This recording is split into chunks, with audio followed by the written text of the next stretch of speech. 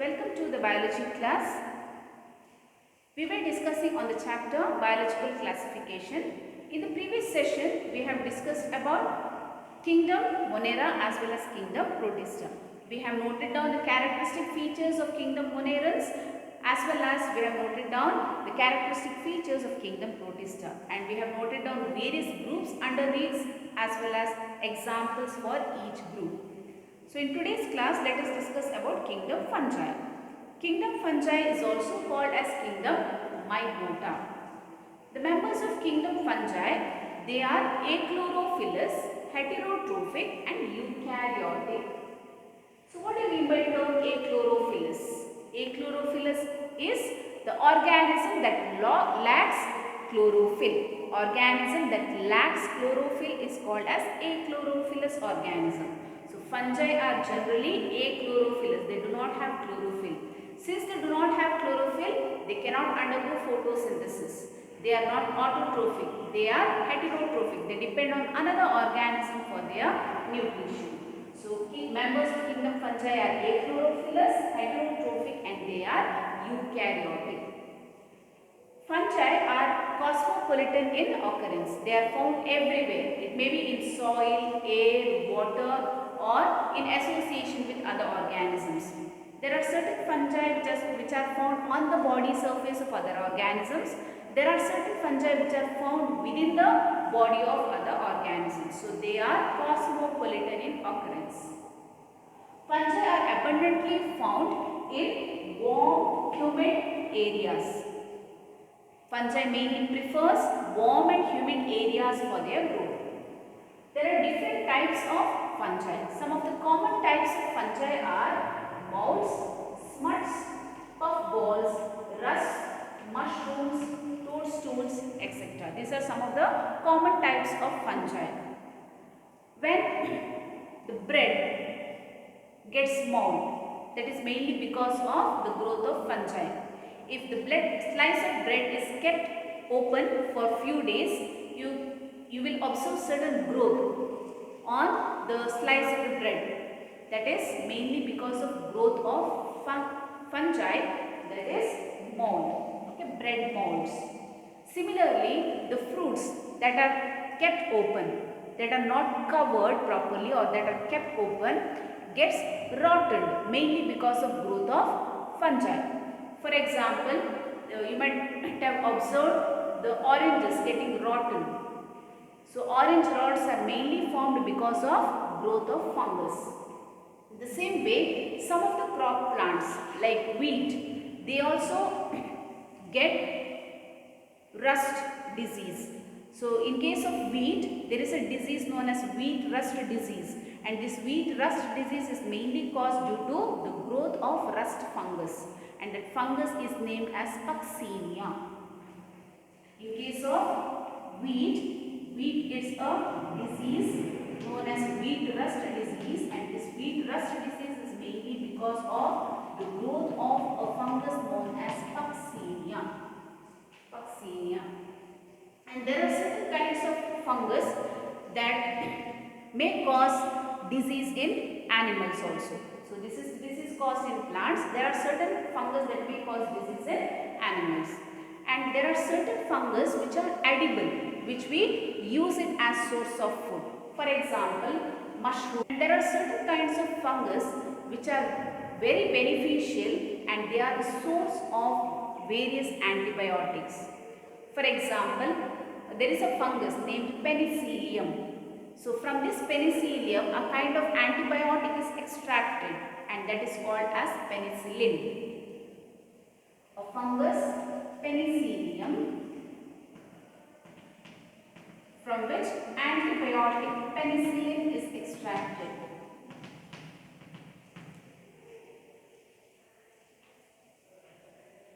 Other than this, fungus is also used in some kinds of fungus are also used in brewing industries, baking industries as well as food industries. For example, for the preparation of bread, for the preparation of wine or beer, they use various kinds of fungi. So a kind of fungi they mainly use here, especially for fermentation process, is yeast. So yeast is a unicellular fungi which mainly helps in fermentation, and because of its ability of fermentation, they are mainly used in baking industries, brewing industries as well as in food industries. So these are the various types of fungi that are present or that are included under kingdom fungi.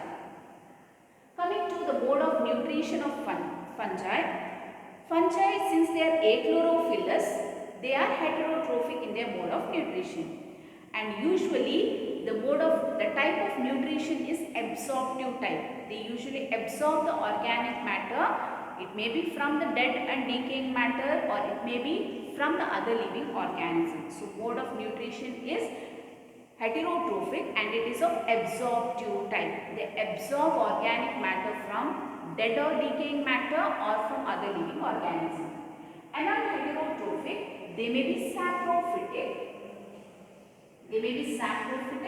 parasitic or symbiotic. So there are certain fungi which grow and derive nutrition from dead and decaying matter. So they depend or they grow on dead and decaying matter. They absorb organic matter from this decaying matter or dead remains of plants and animals. So such fungus are called, or such fungi are called saprophytic fungi or saprophytic fungus. There are certain fungi which may cause disease in plants as well as animals, or which are dependent on plants as well as animals for their nutrition. So such fungi are called parasitic fungi. The parasitic fungi. So these parasitic fungi, they grow on plants or animals. They grow on plants or animals. They derive the nutrition from them and they may damage the cells of plants and animals. So such fungi are called parasitic fungi. And there are certain group of fungi which are called as symbionts. That is, the fungi lives in association with other organisms. You might have heard about association of fungi and algae. Do you remember the association of fungi as well as algae? The association of fungi and algae forms lichens. So lichens are examples for lichens, or lichens are examples for symbionts.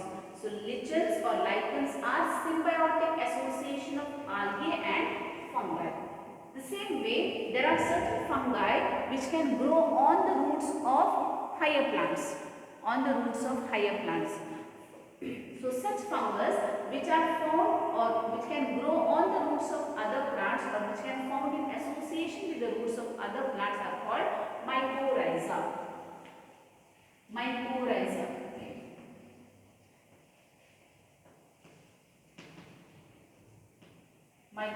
So these are the examples for symbionts. Next, let us see what is the form of fungus. So fungus may be unicellular or they may be filamentous forms. Example for unicellular fungus is yeast. It is a unicellular, single-celled fungus. And there are certain fungus which form filamentous, For example, bread mold, that is Rhizopus, is a filamentous form of fungi. Penicillium is a filamentous form of fungi. So unicellular form example yeast, filamentous form example molds or Rhizopus or Penicillium, they are the filamentous forms. Next, cells of fungus. How are the cells of fungus? The fungal cells may be uninucleated or they may be multinucleated. They may be having single nucleus or they may be having many nuclei. So they may be uninucleated or multinucleated, and the fungal organisms or the fungal species may be having septate cells or aseptate cells. So septate cells means which has got cross walls, aseptate cells which do not have any cross walls. Okay. So cells or the fungus may be septate or aseptate, they may be uninucleate or multinucleate. So now let us study in detail about the fungal body. The fungal body generally has long, slender, thread-like tubular structure. Okay, long, slender, thread-like tubular structure, and we call this structure as hyphae. Okay, they have long, slender, tubular structure called hyphae, and the cell wall of fungus or fungal cells are made up of chitin and polysaccharides like cellulose. So, cell wall composition is chitin as well as cellulose. So, within the cell is densely filled with cytoplasm. Cell is densely filled with cytoplasm. Cell may be having one or more nuclei.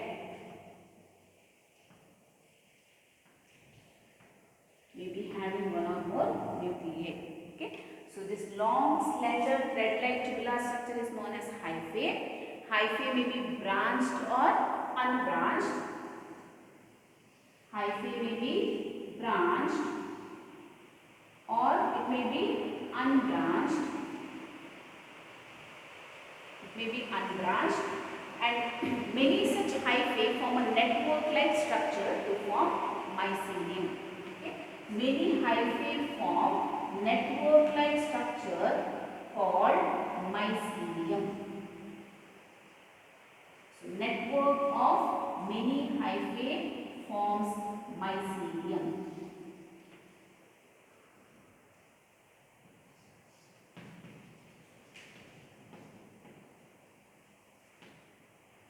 The hyphae may be having cross walls or they may not be having cross walls.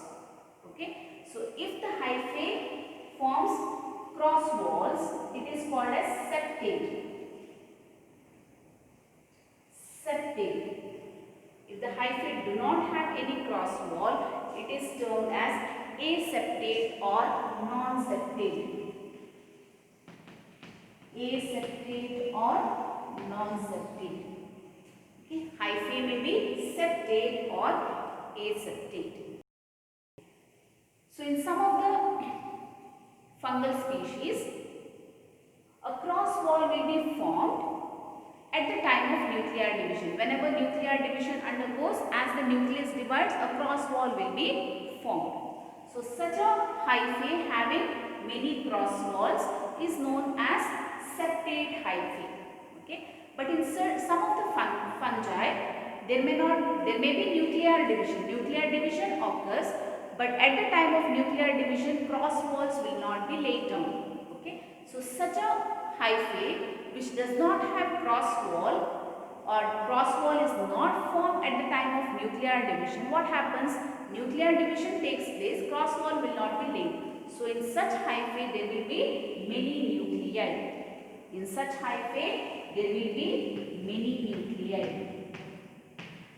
We call such a hyphae, which is a continuous tubular structure having many nuclei.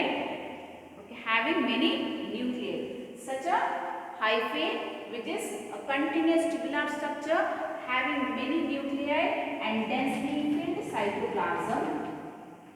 Densely filled cytoplasm as aseptate hyphae or non-septate hyphae, or it is also called as cenocytic hyphae. Cenocytic hyphae. Cenocytic or cenocytic hyphae. Remember that cenocytic hyphae is a continuous tubular structure having many nuclei and densely filled cytoplasm. This is about the body of fungus. So next we have to discuss about the mode of reproduction in fungus. About mode of reproduction in case of fungi. The mode of reproduction may take place by any of the three means of reproduction. They may be vegetative reproduction, asexual mode of reproduction or sexual mode of reproduction. So those fungi which undergo vegetative mode of reproduction can undergo reproduction mainly by fragmentation or by fission or by budding. Okay. So vegetative mode of reproduction in case of fungi may be due to fragmentation, fission or or day. Asexual mode of reproduction. Asexual mode of reproduction mainly takes place by spore formation, by forming spores. So spores form in case of fungi. Asexual spores form in case of fungi may be zoospores, sporangiospores, conidia. Okay, zoospores, sporangiospores or conidia. Sexual mode of reproduction is also by producing haploid spores. They may be oospores, ascospores, basidiospores. So these are the three modes of reproduction in case of fungi. Vegetative method of reproduction, asexual mode of reproduction as well as sexual mode of reproduction. And these spores that are formed during reproduction in case of fungi, they are formed inside specialized structures known as fruiting bodies. Okay? All these spores are formed mainly in specialized structures known as fruiting bodies. Fruiting bodies. Inside the fruiting bodies, spores are formed. Discuss about sexual cycle in case of kingdom fungi. So sexual cycle involves three steps. They are plasmogamy, karyogamy and meiosis of zygote. Plasmogamy, plasmo refers to protoplasm, gamy refers to fusion. So plasmogamy is fusion of protoplasm of gametes, male and female gametes. So gametes may be motile or they may be non-motile. Some of the fungi produces non-motile gametes, some of the fungi produces motile gametes. So there may be fusion of motile gametes or there may be fusion of non-motile gametes. Okay. So fusion of the protoplasm of those gametes, it may be motile or non-motile gametes, is known as plasmogamy. Okay. So after plasmogamy, so during plasmogamy only the protoplasm will be fused. Now the two gametes have two nuclei. So the fusion of nuclei is known as karyogamy. Karyo refers to nucleus, gamy is fusion. So fusion of nuclei, two nuclei, that is male nuclei and female nuclei, is known as karyogamy. So the first event is plasmogamy, that is fusion of protoplasm. The second event is karyogamy, that is fusion of nuclei of male and female gamete. And after formation of karyogamy or after karyogamy, a diploid zygote will be formed. Okay, diploid zygote will be formed. Why it is diploid? The gametes, the male gamete has got a haploid nucleus, female gamete has got a haploid nucleus. If both the gamete, nuclei of the gamete fuses, it forms a diploid condition. Okay, diploid zygote then undergoes meiotic division or meiosis. So meiosis is a type of division that is known as reductional division. Okay, reductional division. So here zygote undergoes a reductional division or meiotic division to form haploid spores. To form haploid spores. To form haploid spores. So these are the events that occur during sexual cycle. The first event is plasmogamy, the next event is karyogamy, and the next event is meiosis of zygote to form haploid spores.